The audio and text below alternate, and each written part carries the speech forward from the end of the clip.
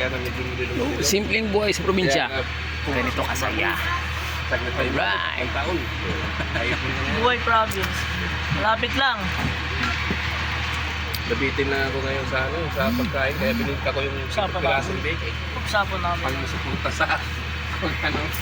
Buhay province. Isang oras lang. Kasi 1 hour. Oh, 1 hour lang from Quezon City. Mag-enjoy kayo ng gusto. At Manila, isang oras lang. ko. Tapos ngayon, Sarap. Bago ko Pero kinakain tagay. yun, bumili muna ako ng Tagay tayo. 4 na piraso para pagdating ng Yan, video, ano, like. bintahin din. May Share mo kita nga ko sa kasi akin. na-dispose ko na yung Sarap mo. 8. Guys, 1 hour lang. 1 hour lang. Buhay 1 hour probinsya lang, makakarating ka na dito. Umabot na sa akin ng Kung di kayo maselan, pwede tayo rito. Tapos, pwede tayo mag-swimming po dyan, oh. Yan, oh. Yan ang swimming.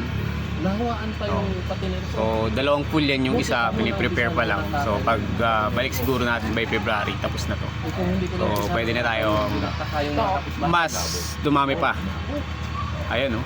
Oh. Ang ano pala Ha? yung sakit na yan, hindi pala Kagandahan sa swimming pool na yan, natural. Wala siyang chlorine.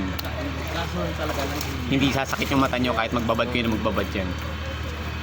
Ang lamig ng tubig, Guys, promise. maganda lang dito. Lagi ko tiyatang. Kasi walang chlorine. Puro. Sarap. Galing talaga sa ilog.